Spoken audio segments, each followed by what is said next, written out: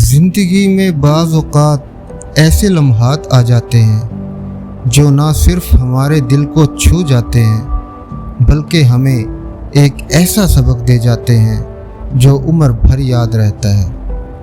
آج کی کہانی بھی ایک ایسے ہی عام سے دن کی ہے، لیکن اس میں چھپا سب آپ کو حیران کر دے گا۔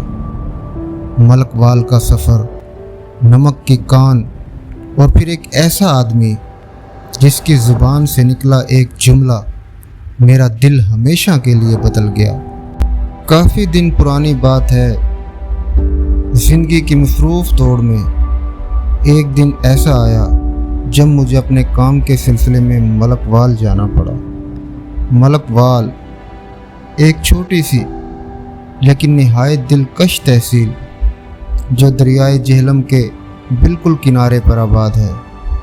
وہاں کا پرسکون ماحول، دور تک پھیلے سبز کھیت اور دریا کی ٹھنڈی ہوا دل کو ایک عجب سکون دیتی ہے کہ یہاں سے تھوڑے ہی فاصلے پر دنیا کی مشہور نمک کی کان موجود ہے۔ دل میں فوراً خواہش جاگی کہ کیوں نہ اس جگہ کو اپنی آنکھوں سے دیکھا جائے۔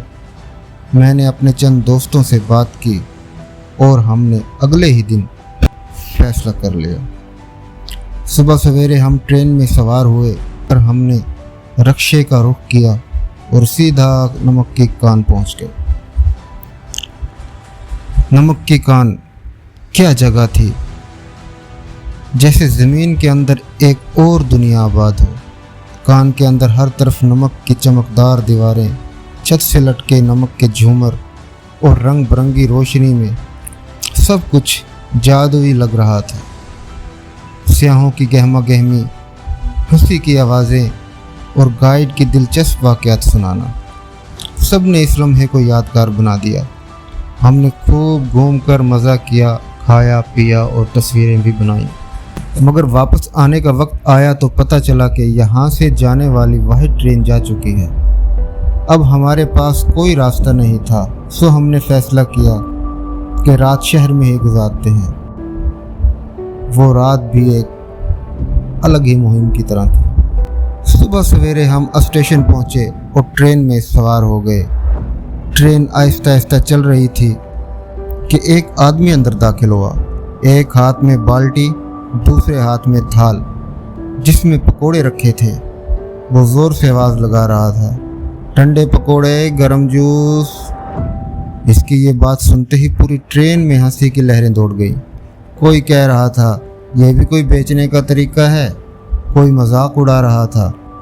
میں بھی حیران ہوا کہ آخر یہ کیا بیچنے کا ڈنگ ہے، لیکن میں خاموش رہا اور بس اسے دیکھتا رہا۔ وہ شخص مسکرا کر بولا، صاحب جب میں صبح یہاں آیا تو پکوڑے بالکل گرم تھے اور جوس ٹھنڈا، مگر ٹرین لیٹ ہو گئی، اب پکوڑے ٹھنڈے ہو گئے ہیں اور جوس گرم، تو میں سچ بول کر ہی بیچ رہا ہوں۔ لینا چاہیں تو لیں، نہ لینا چاہیں تو نہ لیں، رزق دینے والا اللہ۔ یہ سن کر میں دنگ رہ گیا۔ اس شخص کے الفاظ سیدھے دل میں اتر گئے۔ اس نے نہ کوئی جھوٹ بولا، نہ چالاکی کی، نہ ہی مال بیچنے کے لیے دھوکہ دیا۔ میں نے فوراً اس سے پکوڑے اور جوس خریدے۔ میرے دوستوں نے بھی یہی کیا۔ جانے سے پہلے میں نے اس سے پوچھا، بھائی تم سچ بول کر کیسے گزارا کر لیتے ہو؟ وہ مسکرایا اور بولا، صاحب رزق کا دینے والا اللہ ہے۔ اگر میں جھوٹ بول کر کماؤں گا تو دنیا مجھے ایک جھوٹا سمجھے گی۔ سچائی کے ساتھ کم کم ملتا ہے، مگر دل کو سکون بہت ملتا ہے، اور میں یہ سکون کسی قیمت پر نہیں بیچ سکتا۔ اس کی باتوں نے میرے دل پر گہرا اثر چھوڑا۔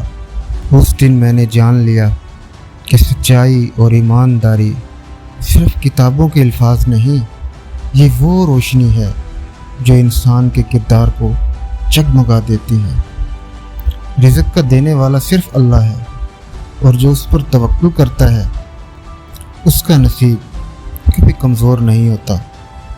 آپ کو یہ کہانی کیسی لگی؟ کمنٹس میں ضرور بتائیں۔ اور اگر چاہتے ہیں کہ ایسی مزید سبق آموز اور دل کو چھو لینے والی کہانیاں آپ تک پہنچتی رہیں تو چینل کو سبسکرائب کریں، ویڈیو کو لائک کریں اور شیئر ضرور کریں۔ ملتے ہیں اگلی کہانی میں، تب تک کے لیے اللہ حافظ۔